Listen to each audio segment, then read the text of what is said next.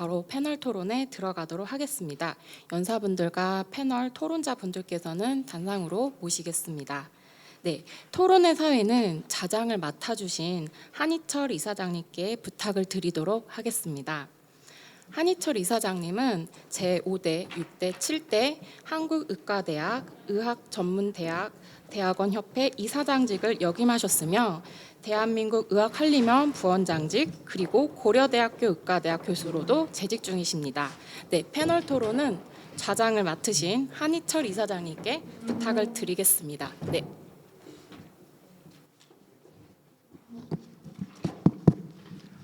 예, 안녕하십니까. 오늘 패널 토론의 좌장을 맡은 한희철입니다. 예, 소개 감사드립니다. 사실 오늘 여기 자리에 오시면서 이제 뭐 내용을 잘 아시는 분도 있고 또 잘 모르실 수도 있을 텐데요. 사실은 저는 이제 대한민국 의학한림원의 부원장도 같이 겸하고 있는데 저희 왕 회장님께서 이 일에 들어오라고 그러셔가지고 저 들어갔는데 왕 회장님은 성이 왕이시지만 사실은 킹 회장님이십니다. 그래서 저 이제 꼼짝 못하고 들어가서 같이 모시고 일을 하다 보니까 상당히 저는 사실은 신경생리학을 전공했고 통증을 전공했습니다. 그래서 통증에서는 남녀 차이에 대한 얘기들이 상당히 많이 있었어요. 그래서 그런 부분에 대해서는 관심을 갖고 있었는데 마침 우리 이예숙 소장님께서 이렇게 센터장님께서 또 좋은 얘기도 해주시고 또 책자도 이렇게 두 분의 저자께서 발간하신 걸 보고 이게 정말 많이 저희가 도와드려야겠다, 필요하다면 뭐 이런 생각을 갖게 되었습니다. 근데 저는 이제 오늘 얘기를 들으면서 이게 다양성에 대한 얘기라고 저는 생각합니다. 그러니까 디버시티에 대한 얘기인데 사실은 의학도 요즘에는 이제 자꾸 발전해서 프리시전 메디슨으로 가면서 퍼스널라이즈드 메디슨을 하거든요. 그러니까 혈압약이 나한테 맞는 걸 찾으려면 몇 년 동안 고생하는 것처럼 사람이 다 다릅니다. 우리는 각자가 다 다르거든요. 근데 개인의 다양성을 다 인정을 못하더라도 적어도 큰 차이인 남녀의 차이는 저희가 구분을 해야 되지 않느냐. 그래서 여러분들 아마 잘 아시겠지만 존 클레이의 화성에서 온 남자, 금성에서 온 여자라는 책을 아마 많이 보셨을 겁니다. 남자들도 그 책을 보면서 굉장히 남녀가 좀 다르구나라는 생각을 하게 됐거든요. 근데 이제 지금 우리 김나영 선생님 아까 말씀하셨듯이 LGBTQ 그 외에도 여러 가지 분류를 하지만 그것조차도 사실은 다양성이라고 저는 생각합니다. 그러니까 남녀의 차이도 있지만 또 그 안에서 또 다양한 그런 LGBT로 나누고 서로 나는 이렇다고 얘기를 하는 거거든요. 그래서 그런 다양성에 대한 얘기를 저희가 하고 있는데 그 중에 하나가 남녀라는 차이이고 그런 거라고 생각을 해서요.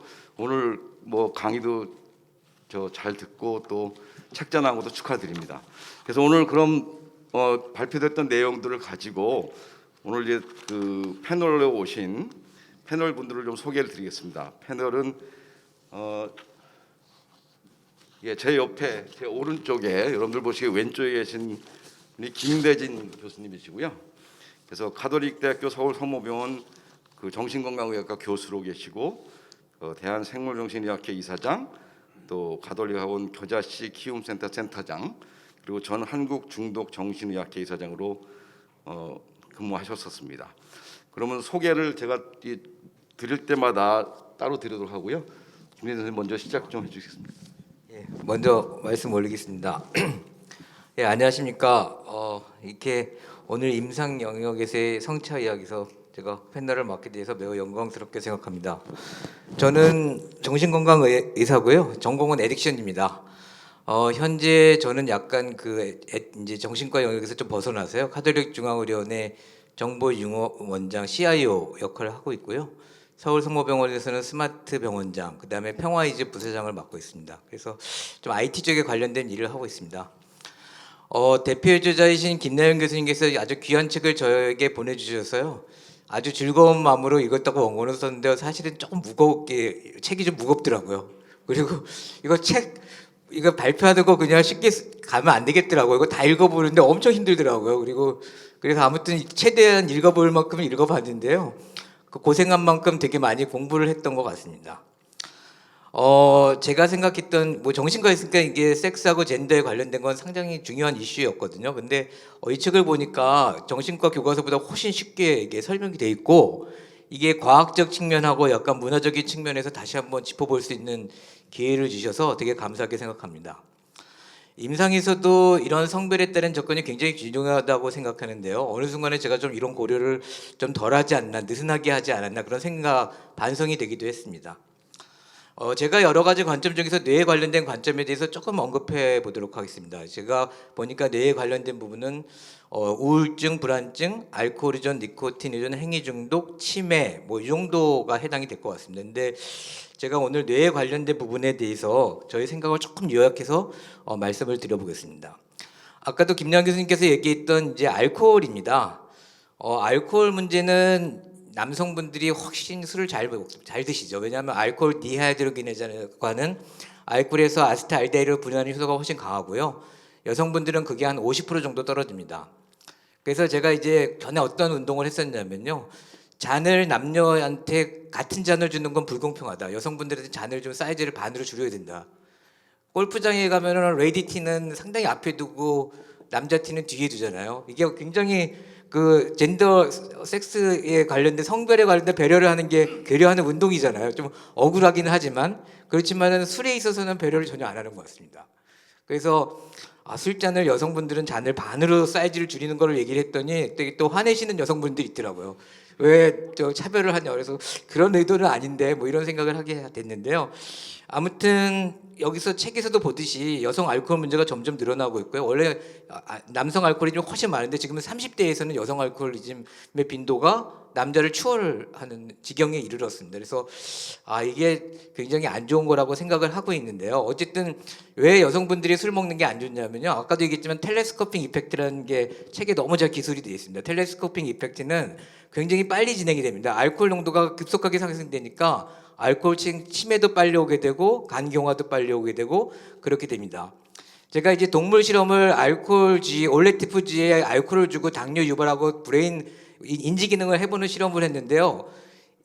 남자주의에 했거든요. 실험 결과가 잘 안 나오는 거예요. 그래서 이게 진짜 왜 안 나올까 했더니 문헌을 자세히 봤더니 외국의 실험은 여성주의로 한 거예요. 그래서 이제 물어봤죠. 그 송병준 교수님이라고 물어봤더니 김 교수 알코올에 관련된 실험은 여성지로 해야 돼. 왜 그러냐 그랬더니 이게 알코올 농도가 바로 올라가서 바로 데미지를 줘서 연구 결과가 명확화되는 거예요. 그래서 이게 그때부터 제가 이게 동물 연구도 잘 보고 해야 되겠구나. 그래서 이제 여성지로 바꿔가면서 실험을 일부 했던 기억이 나거든요. 그 결과가 잘 나오더라고요. 그래서 뭐 어쨌든 아까 동물 연구랑 이제 휴먼이랑 연결되는 그런 거고요. 그래서 이런 것들이 있어서 조금 이런 것들도 좀 교육 같은 것도 중요하고 여성분들한테도 이런 약점에 대해서도 좀 아는 게 되게 중요하다고 생각하고요. 참 공평합니다. 술은 남성분들이 알코올 디하이드로기네이즈 액티비티가 증가되지만 담배에서는 니코틴을 분해하는 사이토크롬 C2E1이 여성분들이 훨씬 남성보다 2배 이상 높습니다.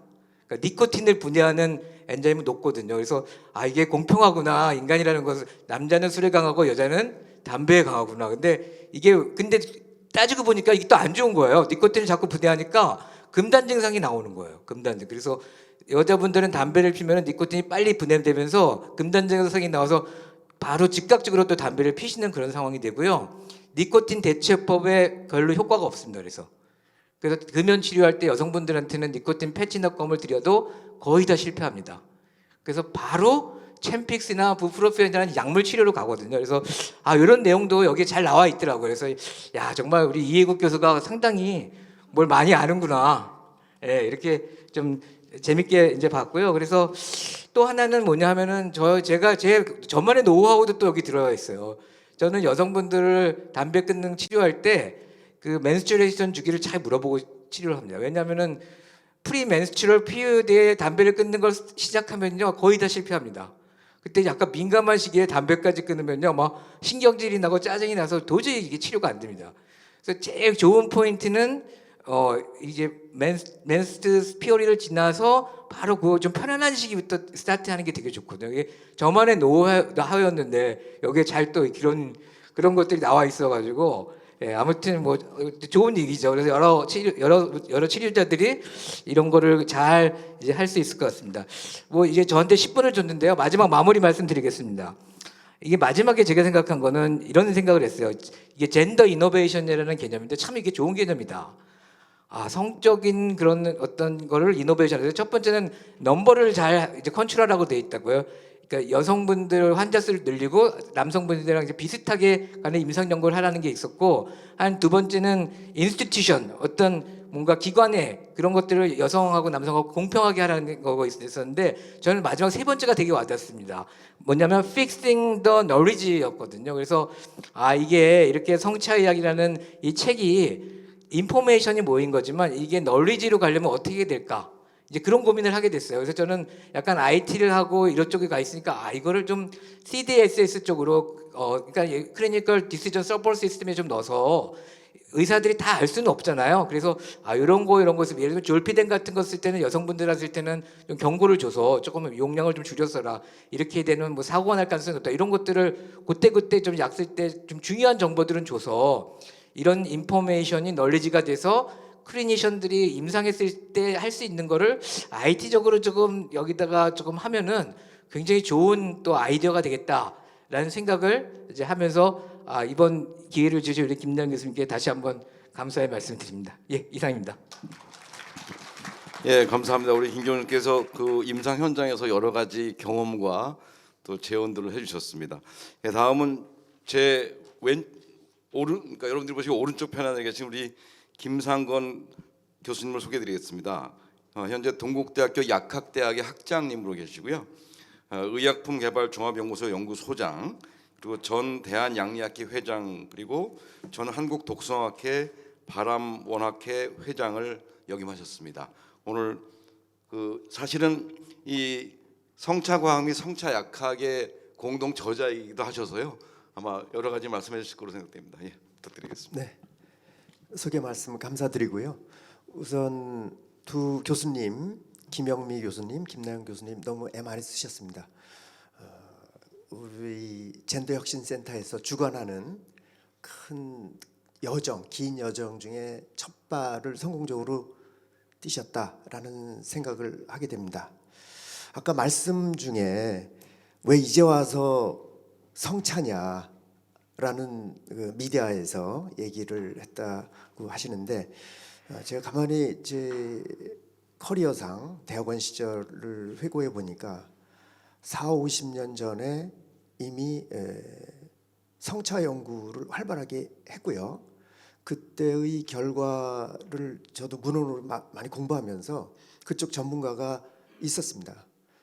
약물 대사 분야, 드러그 메타볼리즘 엔자임, 지금 김대진 교수님께서 잠깐 말씀하셨는데 COIP 투여한 얘기도 하시고, 그게 피메일, 메일에만 있는 있진 않지만 더 많이 발현되는 독특한 섹스 스페시픽 사이토크롬 P450으로 당시에는 명명을 했었습니다. 그 논문을 저는 읽고 저도 그걸 해볼까 하는 생각도 했는데, 당시 지도 교수님이 그거 아주 복잡하니까 손 떼어라, 그리고 메일로만 써라 라는 지시가 있었습니다. 그러면 왜 그랬냐? 그러면 한정된 자원밖에 없었거든요. 그 당시에는. 그러니까 집중해서 어떤 변수를 찾아내야지 되는 그런 과학계에서의 그 당시에는 불가피한 그런 게 아니었나 하는 생각이 들고요. 지금은 기본적인 원리가 많이 밝혀졌고 좀 더 정밀한 과학, 정밀한 의학의 시대로 갔기 때문에 이게 필요하다라는 것이 다시 조명이 되고, 그것이 모든 과학 분야에 다 적용되어야 된다라는 생각이 듭니다. 오늘 말씀을 들으면서 이 책 발간도 참 중요한데요. 가끔 책을 인용할 때 보면은 도서관에 가서 찾아야 됩니다. 그럴 때 잘 없어갖고 인용을 중단하는 경우도 있고, 또 굉장히 고가이기도 하고 그런 한계가 있는 걸 우리가 잘 느끼죠. 그래서 이런 생각을 혼자 해봤어요. 아마 여러 교수님들이 동의하시면 우리가 선도적으로 대한민국에서 이 분야를 이끌 수도 있지 않겠는가. 그러니까 Sex and Gender Integrative Research in Medicine and 뭐 Pharmacy 또는 Pharmacology 이거 좀 줄여서 이런 저널을 창간하는 게 어떤가 하는 생각도 해봅니다. 여기 과청 본부가 있지 않습니까? 거기 가서 하면은 상당히 그 우리나라에서 주도하는 그런 거에 대한 지원도 있고 그러니까 필요하다. 지금 저도 이제 챕터를 쓰면서도 약물 대사 요새된 게 가볍게 들어있긴 하지만 거기에는 아주 심대한 그런 분야입니다. 또 안으로 들어가면요, 섹스 성별 차이를 연구하다 보면 에이지가 연결이 됩니다. 아까도 그 데이터를 보여주셨는데요. 에이지 디펜던트에 가다가 바뀌죠. 그래서 이것이 전체적으로 인테그러티브하게 해석돼야만 하겠다라는 생각이 듭니다. 성차에 있어서 제가 느끼는 가장 큰 피노타입의 변수는 신체적인 구조의 차이가 가장 큰 것 중에 하나입니다. 여성과 남성의 몸무게 차이가 있고요. 제가 아까도 김용민 선생님이 잠깐 보여주신 아달리무밥 거기 차에 보면 몸무게 때문에 생기는 그런 변수가 아달리무밥이 TNF 알파 그 차단제 아닙니까? 그것의 가장 큰 거는 체중입니다. 그러나 제약회사에서 약을 만들 때는 체중을 바꿔가면서 만들 수가 없어요. 특히 아달리무밥은 싱글 도즈 그 S 인젝션을 해야 되거든요. 그렇기 때문에 픽스드 도즈입니다. 여성은 더 많은 도즈를 받을 수밖에 없어요. 그래서 그런 개발 단계에서부터의 그런 한계가 있다는 걸 느끼고요. 또 하나가 호르몬입니다. 제 챕터에서 그걸 언급했는데 에스트로겐이 들어있으면은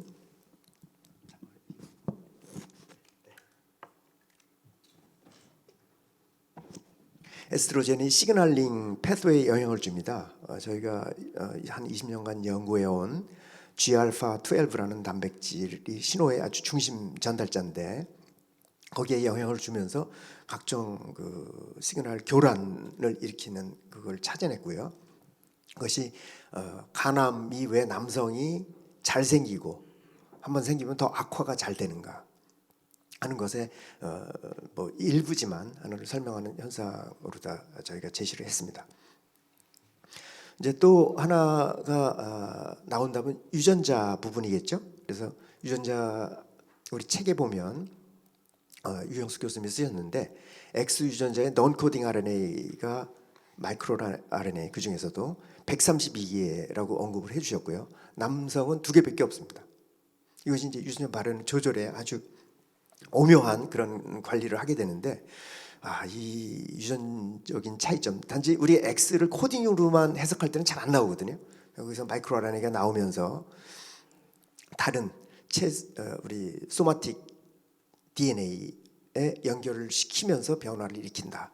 그러니까 우리가 풀어야 될 미지의 변수들이 너무나도 많다. 그래서 이번 책 발간을 기초로 해서 저는 그 섹스 젠더 인테그러티브 메디컬 리서치가 필요하다라는 생각을 해봅니다. 근데 젠더는 아까 문화적인 요소를 집어넣는다고 하지 않았습니까? 그래서 보면 문화, 레이스 또는 인종, 사회 경제적인 수준, 환경적인 거, 라이프 스타일 이게 다 문화의 변수인데 그것이 젠더에 영향을 준다. 그래서 제가 생각해 봤습니다. 우리가 이 의학학계 전문가들이 사용할 그런 정보의 생산도 필요하고 그걸 종합하는 것도 필요한데 대중과 교류되고 대중이 이용할 수 있는 정보의 생산도 또 한 축이 필요하다.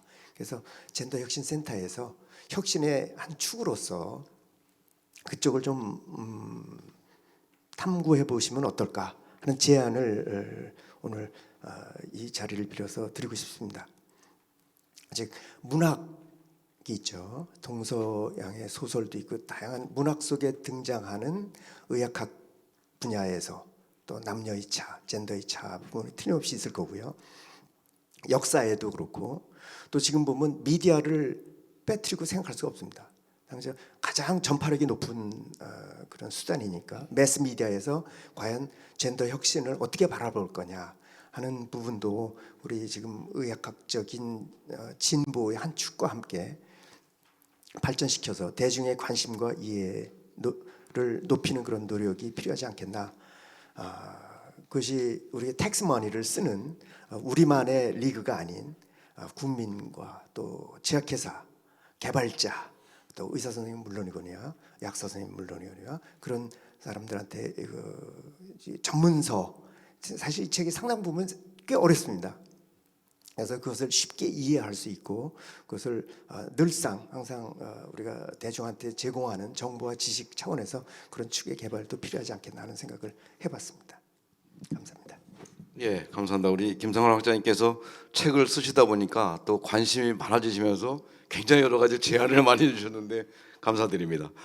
예, 다음에 우리 역시 이제 성차과학 및 성차약학의 저자 중에 한 분이시고 우리 지금 맨 이쪽에 앉아 계신 성재경 교수님 소개를 드리겠습니다. 성재경 교수님은 서울대학교 수의과대학 교수이시고 서울대학교 기획처장을 마치셨다고 합니다. 제가 이렇게 바쁘신데 어떻게 오셨냐 했더니 막 끝내셨다고 그러시고요. 그래서 국가 마우스 표현형 분석 사업단 단장, 그리고 한국 실험동물 수의사회 회장, 그리고 한국 실험동물학회 차기 회장으로 예정되어 있습니다. 예, 교수님 부탁드리겠습니다. 예, 좋은 기회 주셔서 감사합니다. 어떤 이렇게 변곡점이 되는 부분이 있으려면 항상 정말 거기에 이렇게 투신을 하시는 분들이 계신데 우리 김영미 선생님의 그 정말 이 다이나믹스가 아니었으면 되지 않았을 것 같고요. 사람과 동물의 건강을 돌보는 일이 사실은 인류 역사랑 함께 해왔다고 볼 수 있습니다. 의학, 치의학, 수의학, 약학. 그런데 이러한 사람의 건강을 돌보는 학문에 근간이 되는 게 사실은 바이오 분야입니다. 그리고 이 바이오 분야에서 가장 눈에 띄는 특별한 지식이 없어도 우리가 깨닫게 되는 것은 남녀 간의 유전적인 차이, 성적인 차이, 생물학적 차이가 있다는 것이 사실 인류 역사랑 함께 시작이 되어 왔고요. 그래서 요새 지금 이 자리에서 논의되고 있는 젠더 이슈가 특히 사회적인 이슈로 비추어지는 것이 아니라 어떻게 보면 비정상화된 거를 정상화시키는 그냥 그런 무척 과학적인 사실에서 출발해야 되지 않을까? 그리고 이것이 어떤 관념이나 이런 것보다는 약을 소비하는 건 남녀 모두 똑같고 더더군다나 최근에 노령화 인구의 증가에 따라서 약 소비에서는 사실은 여성 젠더 이슈가 훨씬 더 소비율이 높거든요. 왜냐하면 더 노령 인구가 많고 노령 인구가 주로 약을 소비하다 보니까. 그런데 동물 실험 분야에서는 주로 매일을 사용해서 70에서 80% 약을 테스트하거든요. 그러니까 누가 보기에도 이 과학적으로 프레임이 어긋나 있는 거를 갖다가 그동안 매우 관습적이고 또 사회적인 이슈로 그냥 해결해 왔던 것 같고 이거를 갖다가 눈을 떠서 돌려보게 된 계기는 남녀 간의 차이라는 사회적 이슈보다는 어떻게 하면 사람을 맞춤의학으로 치료하고 사람 간의 차이를 갖다 극복하는 일을 해볼까? 라는 관점에서 봤더니 그런 개인적인 차이보다 훨씬 더한 것이 젠더 차이인데 전통적으로 의학 분야에서 이러한 것이 많이 반영되어 있지 않다는 어떻게 보면 너무 당연하고 과학적인 이슈가 저희 바이오 분야나 이런 의생명과학 분야에서 많이 회자되지 않았던 분야 같습니다. 그래서 이러한 거를 지금 한다는 게 매우 어떻게 보면 오히려 때 늦은 감이 있고 이거를 사회적 이슈보다는 과학적 이슈로 명확하게 얘기를 해야 되고 과학적 이슈이기 때문에 논의가 필요한 것이 아니라 정책 반영과 연구가 필요한 분야가 아닐까 생각이 되고요. 그래서 어떻게 보면 이 자리에 오신 분들이 이런 것에 대해서 관심을 갖고 오셨던 것뿐만 아니라 이 자리에 오셨던 분들이 이 메시지를 어떻게 우리 주변에 잘 전달하고 이렇게 할까 이런 생각이 듭니다. 우리 평소에도 제가 많이 배우고 항상 좋아하던 우리 김상건 교수님께서 저널도 얘기해 주셨거든요. 너무 좋은 것 같고 언제까지 이런 연구를 해야 되냐고 생각이 드냐 하면 젠더라는 이슈가 더 이상 중요한 화두가 되지 않을 때까지 그게 매우 상식적인 얘기가 될 때까지 이러한 노력이 시작돼야 될 거라고 생각하고 이 자리 준비해 주시고 또 와서 또 격려해 주신 많은 분들께 감사드립니다. 고맙습니다. 감사합니다. 아주 굉장히 응원하는 말씀을 많이 해주셔서 감사드리고요. 자, 다음 오늘 패널의 마지막 패널이신 우리 임재준 교수님, 그 서울대학교 의과대학 내과 교수로 계시고요. 한국과학기술한림원 정의원이시고 서울대학교 의과대학 의학교실장과 서울대병원 의료기관 윤리위원회 위원장을 역임하셨었습니다. 예, 교수님 부탁드리겠습니다. 네, 소개 감사드립니다. 우선 그 임상 영역에서의 성차의학 그리고 성차과학과 성차약학 분야 약학의 출간을 진심으로 축하드립니다. 그 의학학을 포함한 우리나라 의생명과학 분야 전반에 큰 전환의 계기가 될 것이라고 기대합니다. 그 사실은 제가 그 성차의학 전문가는 아니고요. 그냥 제가 존경하고 좋아하는 선배이신 김나영 교수님께서 와서 좀 얘기를 하라 그러셔서 준비를 좀 했습니다. 그리고 제가 이 슬라이드 없이는 말을 못해서 슬라이드도 만들어 왔습니다. 더구나 사실은 이 대본까지 써왔습니다. 네. 그 제가 그냥 간단히 임상의사로서 그리고 임상의학자로서 성차의학에 대한 제 생각을 간단히 말씀드리고자 합니다. 첫 번째는 이제 환자를 진료하는 의사로서의 입장입니다. 제가 이제 의대생 시절의 일인데요. 같은 병동에서 배정된 친구들과 당대 최고의 명의로 꼽히던 어느 노 교수님의 실습 교육을 받게 되었습니다. 당연히 이제 오시면 이 호흡기 질환의 그 진단과 치료에 대한 그 해안에 대해서 들을 줄 알았죠. 잔뜩 고대했습니다. 근데 이윽고 교수님께서 오셔서 담배를 피우시면서 병동에서 그때는 그럴 때였습니다. 그 병에 대한 얘기는 전혀 안 하시고 저희 동료들 학생들에게 일일이 고향은 어디냐, 부모님은 뭐 하시냐, 형편은 어떠냐, 형제는 몇이냐, 어디에서 통학하냐 등을 이제 물어보시는 거예요. 그래서 의아해하는 저희들한테 이렇게 말씀하시더라고요. 내가 물어본 것처럼 자네들도 환자한테 물어야 된다. 그래야 환자의 상황을 알 수 있고 그래야 제대로 진단하고 치료할 수 있다는 뜻이죠. 오랜 시간이 흐른 다음에야 이제 이 교수님의 말씀을 이제 이해하게 되었습니다. 사실은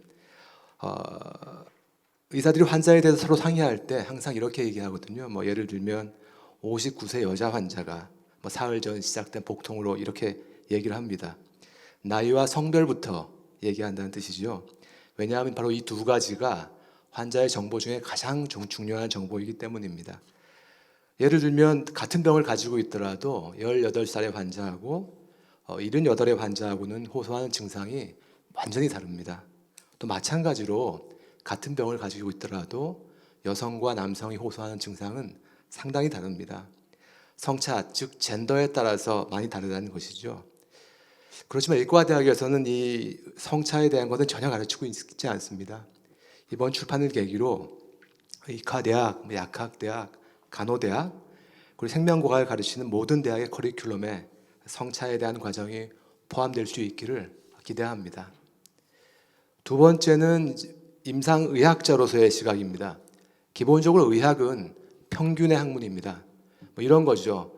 A라는 고혈압 약과 B라는 약을 비교하는 임상시험을 하면 결국 평균을 비교하게 됩니다.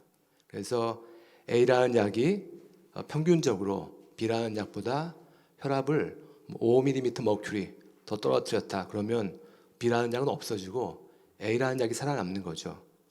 문제는 이 혈압 5mm의 머큐리의 차이가 평균의 차이라는 것입니다. 다시 말씀드리면 시장에서 퇴출된 B라는 약에 더 잘 드는 환자들이 분명히 있었을 거라는 것이죠. 그 환자 입장에서는 B가 퇴출된 것이 큰 불이익입니다. 자기한테 더 맞는 약이었으니까요. 이를 극복하자는 것이 여러 교수님들께서 말씀해 주신 이제 정밀의학이죠. 프리시전 메디슨인데요. 개개인의 유전적인 혹은 기질적인 특성을 파악해서 가장 효과적이고 부작용은 가장 적은 약제나 치료법을 선택하자는 겁니다. 그런데 유전적이고 기질적인 특성 이전에 우리가 반드시 처음으로 고려해야 할 것이 바로 이 성차입니다. 섹스야말로 가장 중요한 유전적인 차이기 때문입니다. 남성과 여성 사이의 효과와 부작용의 차이를 보이는 약들은 결코 적지 않습니다. 그러므로 임상의학 연구의 설계와 수행에 아까 어느 선생님 말씀하신 것처럼 IRB에도 이 성차가 훨씬 더 적극적으로 반영되어야 되겠습니다. 제가 말씀드린 내용을 간단히 정리해보면 이렇습니다. 환자 진료나 임상의학 연구의 성차, 섹스와 젠더를 이해하고 고려하고 반영하는 일은 매우 중요합니다. 그러기 위해서는 기본적으로 의대생, 약대생, 간호대생은 물론 의생명과학을 전공하는 모든 학생들에게 이 성차에 대해 배울 수 있는 기회가 반드시 주어져야 한다라고 생각합니다. 다시 한번 축하드립니다. 감사합니다. 네, 감사합니다. 홍 교수님께서 굉장히 강력하게 모든 그 교육에 포함되어야 된다고 말씀하셔가지고 저도 좀 책임감이 느껴지는데요. 예, 그러면 일단 저희가 조금 시간이 많지는 않아서요. 그 패널 분들의 말씀은 다 들었고, 그다음 이 자리에는 두 분의 대표 저자님과 또 이 패널리스트 네 분이 다 나와 계시기 때문에 플로어에서 그럼 질문이나 혹은 코멘트 있으면 좀 받도록 하겠습니다. 의견 있으신 분은 소속과 성명을 좀 밝혀주시고 하시면 좋겠습니다. 네, 예, 마이크를 좀. 예. 네, 제가 궁금한 걸 못 참는 사람이라 질문 하나 드리고 싶습니다. 오늘 정말 재미있습니다. 어떻게 보면 이 중요한 변수를 고려하지 않았다는 게 말이 돼? 이런 생각을 합니다. 그런 한편으로 제가 궁금한 게 있습니다. 지금 의학의 주요 분야를 다 훑으면서 이 성차에 대해서 연구한 결과물, 레퍼런스를 봐도 아주 방대합니다. 그런데 이 변수라는 게 너무 많지 않습니까? 이 성차가 나는 거는 제일 중요한 요소는 호르몬의 작용이 아니겠는가. 그리고 말씀하셨지만 체중 차이도 있고. 그런데 최근에 어떤 연구 결과를 보니까 백신을 맞았는데요. 그 사람이 잠을 못 잤으면 그 백신 효과가 플루박스가 효과가 40%가 감소된다 이런 얘기까지 있더라고요. 그러니까 잠의 중요성에 대해서 요즘에 그 매튜 워커 엄청나게 책을 썼는데 그러니까 변수가 너무나 많다는 말씀이죠. 근데 여기 나온 레퍼런스를 제가 읽어보질 못했기 때문에 이런 질문을 우문일지도 모르겠습니다. 그럼 그 수많은 팩터를 어떻게 픽스해 놓고 그 성차에 대해서 결론을 내렸는가? 이게 지금 분야마다 굉장히 또 복잡하지 않겠습니까? 그래서 거기에 대해서 좀 말씀을 해주시면 좋겠다는 생각을 합니다. 감사합니다. 그 질문의 요지가 이제 다른 요소들이 굉장히 많을 텐데 그런 요소를 어떻게 다 배제하고 성차이가 있는 거라고 결론을 내렸을까 하는 말씀이신 거죠? 그 변수를 어떻게 상수로 놓고 예. 성차에 대해서 결론을 내렸는가? 이게 분야마다 지금 모든 병을 다 커버하고 있잖아요. 그래서 그런 점이 좀 궁금했는데 논문을 실제 읽지 못했기 때문에 질문을 드립니다. 그럼 이 질문에 대해서 예, 성 교수님께서 예. 예, 맞습니다, 선생님. 그 변수가 여러 가지가 있기 때문에 정말 젠더 이슈가 제일 중요하냐는 거에 대한 답을 하기 위해서는 단편적인 여러 가지 정보들이 훌륭함에도 즉 어떤 특정 질환, 특정 연령대에서 남녀 간의 차이가 있다. 이것도 중요하지만 상당히 많은 22,000개의 유전자를 사람이 갖고 있는데 그 유전자가 정말 남녀 간에서 차이가 있냐는 것을 연구하고 싶어 했고요.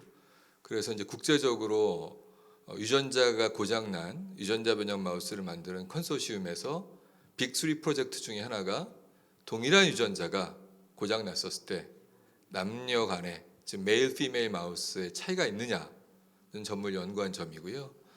또 그 차이점을 연구하기 위해서는 어떤 특정 질환이 아니라 180여 개에 이르는 여러 가지 의학적, 생물학적 파라미터를 검사를 해봤더니 동일한 유전자가 고장이 났었을 때 남녀 간의 차이가 많더라. 뿐만 아니라 정상적인 마우스 메일 피메일을 비교해 봤을 때도 기본적으로 생물학적 차이가 매우 많더라. 그래서 이러한 광범위한 연구가 이제 기술적으로나 또 재정적인 규모가 가능했던 것이 최근이기 때문에 한 4년 전에 이 논문이 퍼블리시가 됐고요. 한국에서도 또 이 연구에 참여했었습니다. 그래서 아마 여러 가지 답을 할 수 있지만 정말 여러 가지 변수 중에서 젠더가 제일 중요하다는 이슈를 어떻게 얘기할 것인가에 대해서는 아마 그 논문이 가장 많이 미국을 비롯한 유럽에도 가장 영향력 있게 제시되는 연구 논문이기도 한 것 같습니다. 이상입니다. 네, 하시죠. 예. 제가 이제 그 대장암에 대해서 연구를 하는데 이제 사람에서는 굉장히 어떤 매니플레이션이 굉장히 어렵죠. 근데 이제 동물에서는 그게 굉장히 비교적 간단해서 이제 AOM DSS 모델에서 이제 16주가 지나면 대장암이 생기는데요. 거기다가 이제 메일 마우스에다가 이제 에스트로겐을 이렇게 대포로 준다든. 근데 너무 재밌는 거는 이제 염증이 일어날 그 시기에 딱 1주만 에스트로겐을 강하게 투여하면은 16주 후에 대장암이 굉장히 줍니다. 메일 마우스에서. 그러니까 굉장히 데피니트한 호르몬의 효과가 에스트로겐이 대장암을 막아준다. 이제 그런 거를 증명하는 것이죠. 그래서 이제 그건 동물에서 일단 그 노그아웃 하기도 하고 XX를 어떤 XY 이제 그 어떤 본매로 골수를 다 제거한 다음에 이제 도노 이제 원래 그 마우스는 XX였는데 XY를 줘본다든지 그렇게 매니플레이션 가능하면은 이제 그런 논문이 이제 기본이 될 것 같고요. 그리고 사람에서는 이제 그렇게 어떻게 할 수가 없기 때문에 결국 평균 차이를 이제 보는 임재준 교수님 말한 대로 남자와 여자에서의 질환의 패턴이라던가 근데 이제 그쪽에서 이제 에스트로겐이 특히 많이 나오는 여성이라던가 특히 이제 어떤 비만하면서 이제 오바리에서 시스트가 많이 생기는 병이 있거든요. 그때는 남성 호르몬이 많이 나옵니다. 그럼 그때 이제 병이 달라지는 거라든가 이제 그런 극단적인 예를 가지고 연구를 한다던가 또는 이제 뭐 이렇게 시스템 리뷰를 통해서 많은 논문에서 본 거를 추려 보니 결과적으로 이런 남녀 차이가 있더라 이런 식의 이제 어떤 우리가 상식적인 그런 예를 드는 것보다는 이제 그런 극단적인 예 같은 거를 이제 가져와서 또 이게 확인을 해보니 컨포메이션이 이제 밸리데이션이 된다던가 그렇게 이제 연구가 진행되는 것 같습니다. 예, 우리 김성원 학장님께서도 예.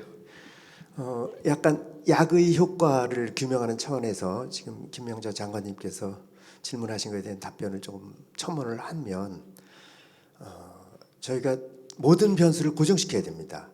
그리고 약을 용량을 바꿔가면서 또는 시간을 바꿔가면서 약의 투여 횟수를 바꿔가면서 현상이 변화되는 거예요. 약효가 변화되는 것을 관찰하거든요. 그때 암컷과 수컷을 별도의 그룹으로 놓고 또 거기에 이제 병리적인 모델을 유발해서 이렇게 관찰을 하게 됩니다. 그런데 실제 연구를 하다 보면 마우스 모델이든 또는 래트 모델 이걸 쓰거든요. 그랬을 때 동물을 사입해서 들어오고 물론 그 과정에 또 지금 휴먼에서 IRB에 해당하는 걸 다 거쳐서 복잡하게 설계를 해야지 되는데 그러면은 보통 한 8주령 또는 10주령 이런 쥐를 들여와요. 왜냐하면 생산해서 공급하는 업자들도 왜냐하면 오래 그걸 키울수록 사료값이 많이 들거든요. 그러면은 그 개체의 단가가 올라갑니다. 그래서 저희도 이제 그때 사서 쓰는데 참 재밌게도 8주령이 사춘기입니다. 그래서 8주에서 12주 요걸 지나면서 개체가 막 성장도 하지만 쥐도 사춘기를 거치게 되고요. 따라서 남녀의 차이도 당연히 나오겠죠. 그래서 어려운 겁니다. 그래서 아까 말씀드렸듯이 옛날 40년 전 지도 교수께서도 그거 쓰지 말아라. 왜냐하면 거기다 암컷의 경우는 에스트로스 사이클까지 또 들어간단 말이죠. 그걸 일일이 다 관찰해가면서 일치시켜야 되는데 그 일치시키는 것이 어렵지 않습니까? 그러니까 그게 아까 말씀하신 간섭 변수로 다 들어가게 되죠. 그럼 약효가 흔들리게 되는 겁니다. 그러니까 동물 연구에서는 개체를 상당히 제한합니다. 그걸 또 ICUC에도 원하는 거고요.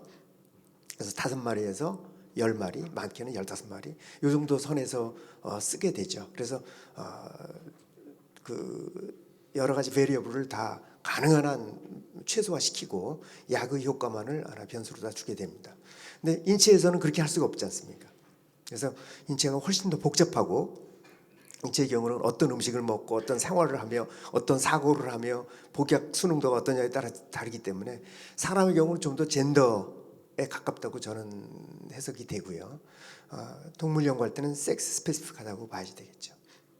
그래서 자원이 너무나도 많이 소요되기 때문에 우리가 다 할 수 없고요. 특히 동물 연구에서는 아까 말씀드린 섹스하고 에이지가 같이 가는데 에이지드 동물이 엄청나게 비쌉니다. 예컨대 1년간 사육한 동물은 그게 아주 값이 몇 배로 뛸 수밖에 없는 거고요. 거기다가 이제 섹스까지 집어넣으면은 그 개발 비용 또는 연구 비용이 아주 몇 배수로 다 증가하는 그런 효과가 있습니다. 예, 그 답이 되셨나요? 네, 예. 예, 선생님. 예, 아주 정말 굉장히 중요한 질문을 주신 것 같고요. 여러 가지 되게 좋은 또 답들이 나와서 되게 즐거운 경험이었는데 저도 그냥 한번 생각을 해봤습니다. 이게 정말 여러 가지 변수를에도 불구하고 우리가 정확하게 예측할 수 있으면 굉장히 도움을 많이 줄 텐데 저는 경험이 중독은 많지만 다른 경험은 사실 없잖아요. 그래서 중독에 있어서 그런 경험을 저는 여성 환자분들한테 치료를 되게 잘하는 저의 노하우였거든요. 그래서 이렇게 생각하면요, 이렇게 크게 나눌 수 있을 것 같습니다. 실험 동물은 우리가 예상하는 컨스턴트 루틴이라고 하는 되게 모든 조건을 동일하게 하고 그 조건을 동일하게 해서 어떤 조작을 가했을 때 남녀의 차이를 정확하게 한 가지 사실은 이건 사실이라고 우리가 아는 그런 경험을 할 수가 있고요. 그다음에 휴머로 넘어가면은 이제 임상 의사 같은 경우는 경험이 되게 중요하고 저 같은 경우에 그런 경험이 중요하고 그런 경험이 쌓이다 보면은 이제 에비던스가 되고요. 그래서 에비던스가 되면은 그것들이 쌓이면 인포메이션이 됩니다. 그렇지만은 인포메이션이 지금 리얼 월드에서 정말 그게 작동하는지는 또 다른 문제거든요. 근데 요새 나오는 IT의 어떤 기술력, AI 기술력을 보면은 실제로 리얼 월드 데이터에서 돌아가는 그런 어떤 양상들을 굉장히 빠른 시간에 효과적으로 분석할 수 있는 엄청난 툴들이 지금 많이 나와 있습니다. 그래서 제 생각에는 저희 서울성모병원만 해도 8개 병원 데이터를 1,300만 명 데이터를 CDW로 익명화해서 다 모아놓고 있거든요. 그럼 거기에는 모든 정형 데이터, 비정형 데이터가 다 믹스되어 있습니다. 그런 조건에서 이런 실험 동물에서 나왔던 경험에서 나왔던 에비던스에 나왔던 퀘스천을 갖고 어떤 정해진 알고리즘을 갖고 라지 스케일 AI 정도의 큰 스케일업된 AI 알고리즘을 돌려서 남녀에서 나오는 여러 가지 문제점이 어떤 해저 레이쇼 이상 떴을 경우에는 알라밍을 주는 시스템을 개인화된 쪽으로 만약에 만들어 놓을 수만 있다면은 실제로 의사가 직관적으로 했던 것들을 되게 데이터 드라이브한 디시전을 서포트 시스템 이거 제가 지금 떠오른 아이디어인데요. 이거 얘기하면 안 된대요.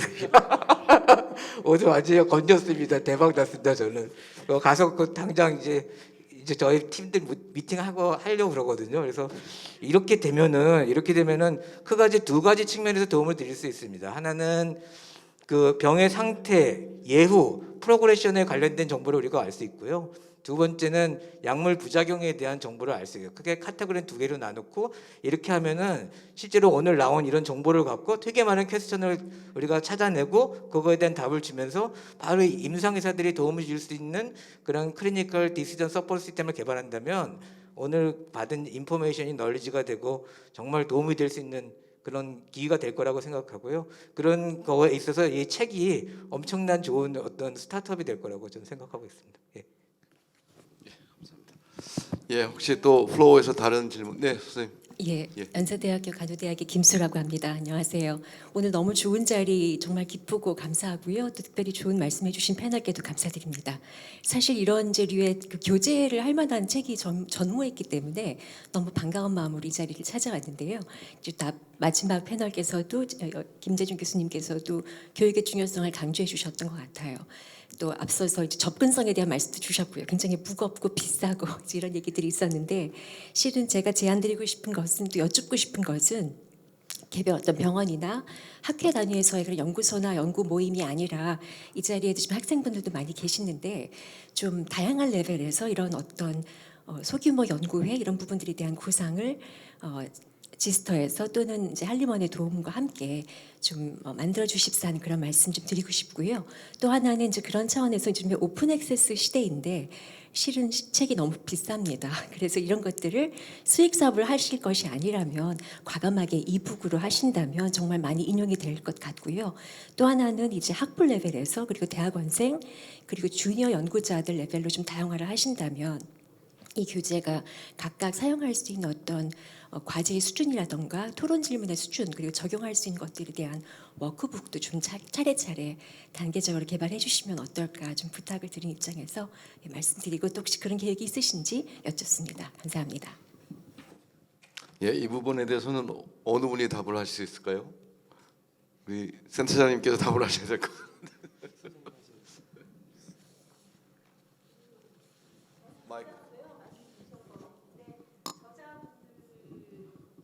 하고 의논을 하기보다는 뭐 말씀드려야 되지만 사실은 대한민국 의학한림원 원장님과 그다음에 출판사하고 이야기를 해봐야 될 것 같아요. 근데 저희가 이걸로 뭐 그 수익 사업을 하겠다 하는 생각은 처음부터 전혀 없습니다. 그래서 출판사가 허용하는 범위 안에서 지금 주신 의견들을 받아보도록 하겠습니다. 그리고 워크북은 굉장히 중요한 것 같습니다. 미처 생각을 못했는데 두 분 그 대표 저자님께서 허락해 주신다면 저희가 거기에 대한 또 후속 사업을 할 수 있도록 그렇게 추진을 해보겠습니다. 고맙습니다. 예, 혹시 또 다른 단장님. 뭐 두 분 주제 발표하시는 교수님과 또 패널 하시는 분들 이야기를 듣고 당연히 그 섹스나 젠더의 차이가 있을 거라고 생각을 했는데 연구하면서 그걸 몰랐을까 이런 생각에서 아쉬움도 있습니다. 근데 이 책을 통해서 많은 사람들이 연구하는 사람들이 그걸 좀 알았으면 좋겠다는 생각이 들고 이건 아마 뭐 대학교 1학년 때부터 좀 내용들을 좀 이야기를 하면 좋지 않겠나는 생각이 듭니다. 제가 이제 그 사업 단장을 맡으면서 우리 이해숙 센터장님하고 많은 이야기를 하면서 아무래도 이제 이런 것을 국가 연구 사업에 반영이 돼야 된다 이런 이야기를 많이 했습니다. 하고 이제 어떻게 하면 될 것인가 해서 뭐 저한테 이제 제안도 하시고 저도 이제 거꾸로 제안도 하고 이렇게 했는데 그냥 쉽게 물으면 이렇게 물어보고 싶어요. 지금 많은 이제 그 바이오 연구들이 동물을 가지고 많이 합니다. 주로 이제 아까 말씀대로 80%가 뭐 메일로 주로 한다 그러죠. 메일로. 그럼 이제 피메일을 해야 되는데 그럼 피메일하고 메일을 뭐 가장 통계적으로 유의한 그런 그 결과가 나오게끔 하려면은 도대체 연구비 얼마 지금 해서 얼마를 더 줘야 되는지 첫째 아마 우리 성재경 교수님께서 뭐 좀 아이디어가 있으실 것 같고 혹은 뭐 다른 연구자분들도 이미 했으니까 그런 아이디어가 있을 것 같아서 도대체 연구를 지원하는 기관 저 같은 연구를 지원하는 기관이니까 어떤 디자인을 생각도 있고 두 번째는 굉장히 많은 이제 질환군을 다 하잖아요. 우리 같은 경우도 1년에 600을 하는데 처음부터 이걸 다 할 수는 없을 것 같아요. 600억에서 만약에 2배 든다면 1200억을 내가 모아야 되는데 정부가 택도 없을 거라고요. 그럼 나도 딜을 해야 되니까 어떤 스페시픽한 그런 질환들을 가지고 시작을 일단 해봐야 되겠느냐는 생각 기획하는데 좀 인풋을 해서 뭐 사업도 살 수는 있겠죠. 그래서 그런 내용들하고 또 하나도 사실 이제 아마 우리 그 동물 실험 같은 경우는 이미 외국에 있는 남자 여자의 그 차이 남자 여자 좀 변해 있었는데 메일과 피메일의 차이들 이런 데이터가 이미 있을 것 같은 생각이 많이 있었어. 이걸 그냥 AI로 그냥 붙여보면 이 실험을 해야 되겠다는 생각이 있고요. 아까 김대진 교수님 말씀하니까 1,300만 명이 들고 가서 임상에서는 이미 아마 뭐 할 수도 없죠. 식약처에 있는 그 과제를 R&D를 받고 이미 남자 여자를 다 보니까 그 데이터 수없이 많더라고요. 그래서 여기 있는 그 연구의 어떤 최대 결과들은 이미 많은 데이터가 이미 있기 때문에 그거를 그냥 AI나 이런 거로 종합하면 상당히 빠른 시간에 지금 우리 할 수 있지 않겠나는 생각이 들어서 그 부분에 대해서 한번 좀 이야기를 좀 좋겠습니다. 네, 제가 먼저 그냥 짧게 말씀드리겠습니다. 세 가지로 나눠서 말씀드리고 싶은데 왜 모든 분야의 젠더 관련된 연구를 안 하냐가 아니라 젠더에 관한 연구를 하나도 안 하는 게 문제입니다.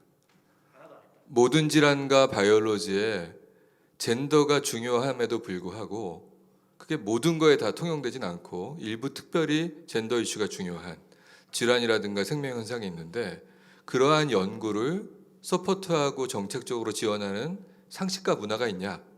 그러지 않았다는 점이 있고요.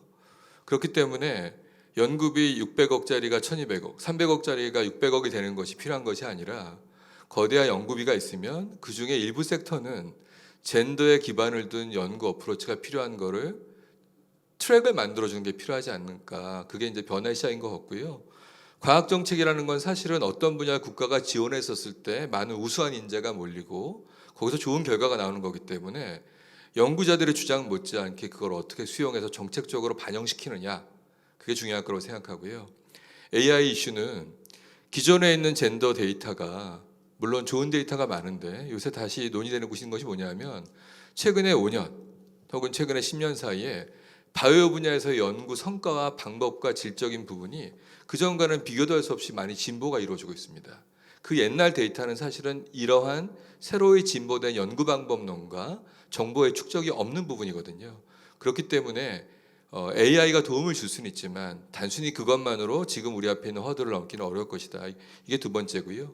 세 번째, 문화로서도 중요한 것 중에 하나가 동물 실험의 경우에는 동물 실험을 할 때마다 동물 실험 계획서를 승인받아야 되는데 동물 실험의 중요한 원칙 중에 하나가 3R이라는 게 있습니다. 즉 동물 숫자를 최소화 줄여라.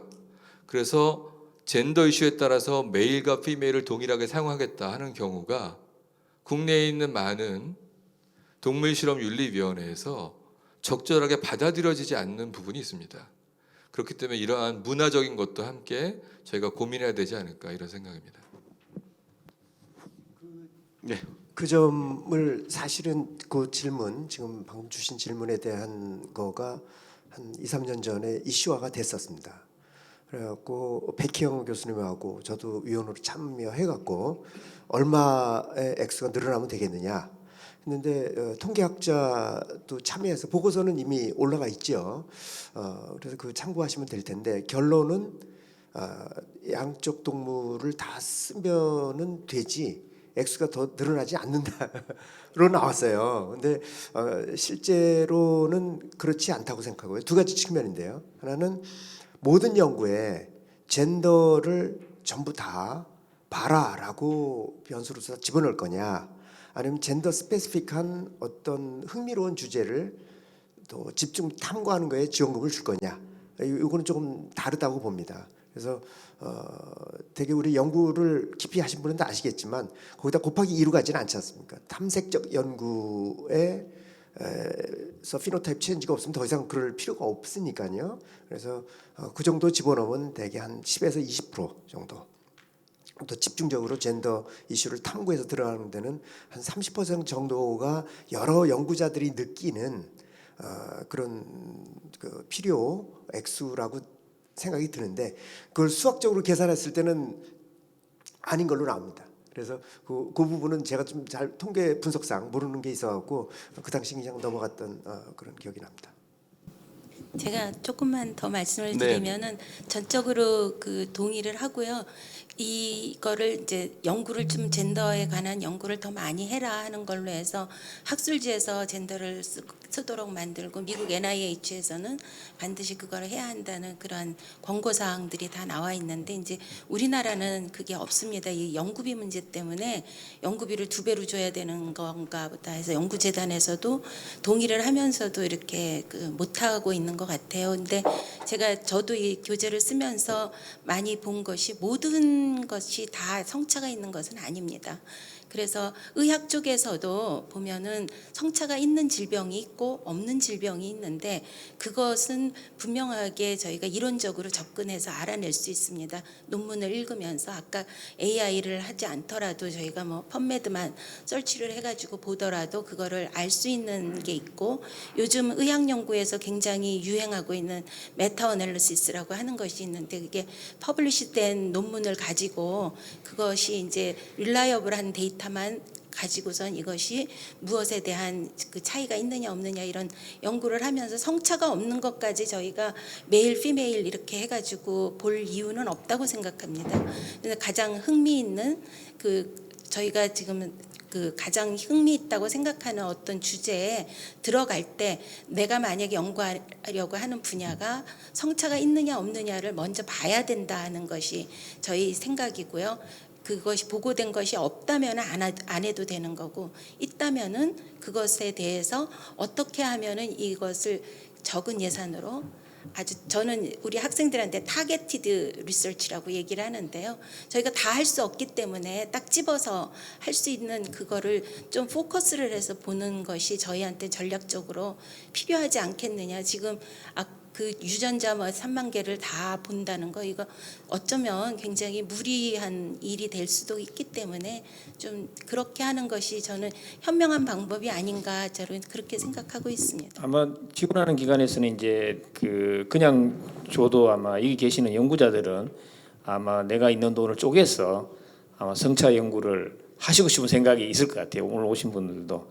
근데 사실은 이제 RFP상에 그걸 박으면은 그 되게 중요하잖아요. RFP상 박으면 무조건 해야 돼요. 이거는 그거 하지 않으면 결과물을 인정도 안 하고 회의를 하니까.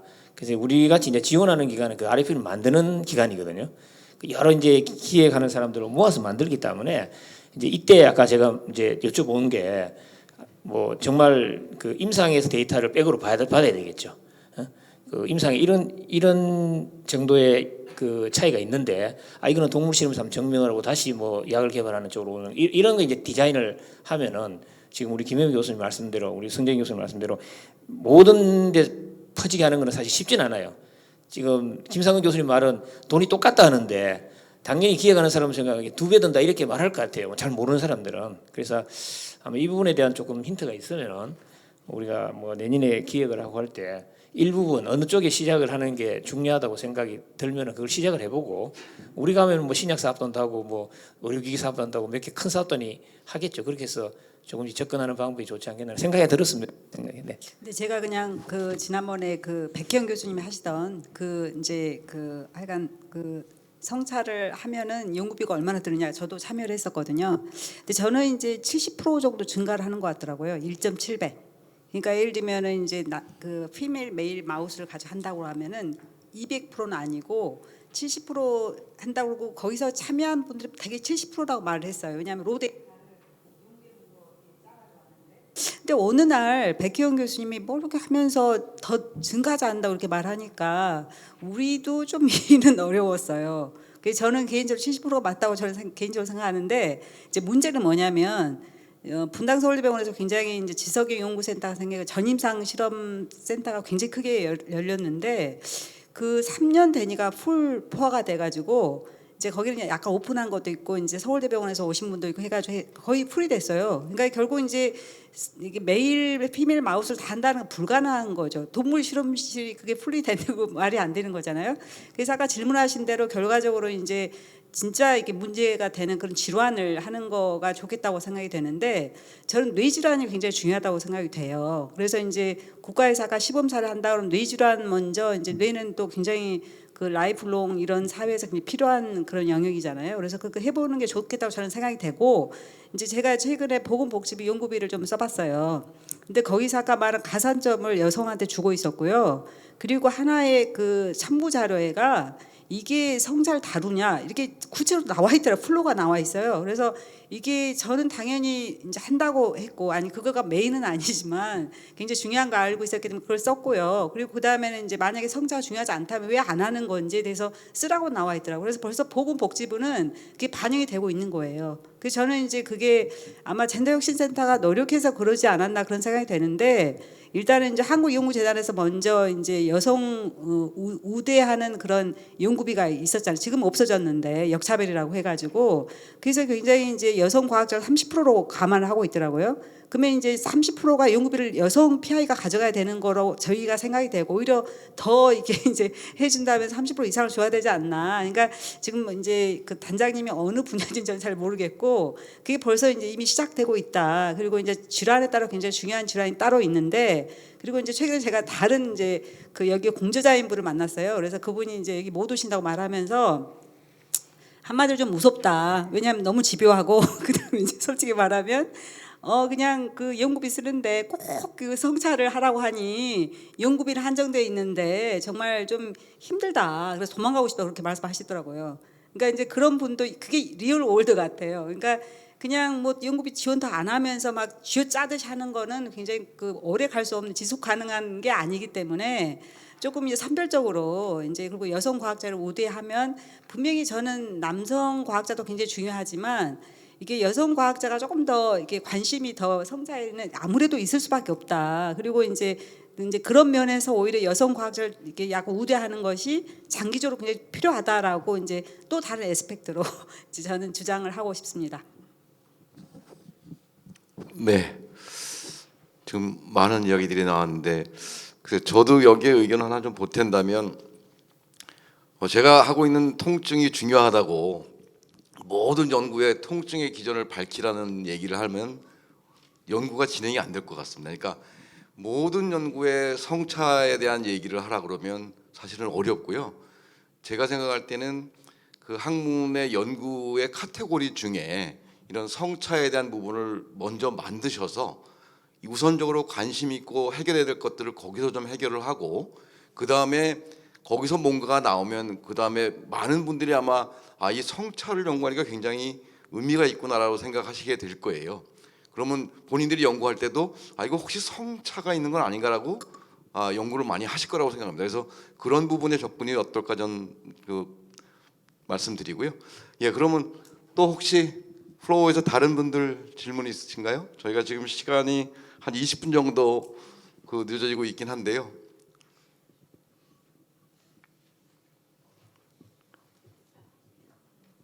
네, 예, 그러면 오늘 패널을 마치도록 할까요, 선생님? 그러면 네, 그러면 예, 오늘 제 1차 한국과학기술 젠더혁신센터 포럼으로서 성차의학 또 성차과학 및 성차역학 출판 기념을 위한 포럼 중에 오늘 패널을 진행했는데 오늘 저는 두 분의 대표저자님께 우선 발간을 축하드리고 또 우리 패널로 참여해 주신 네 분 교수님께도 감사를 드립니다. 그리고 특히 오늘 이 자리를 만들어 주신 젠더센터 혁신센터의 이해 소장님께도 감사를 드립니다. 예, 그럼 오늘 포럼은 여기서 마치도록 하겠습니다. 네, 감사합니다.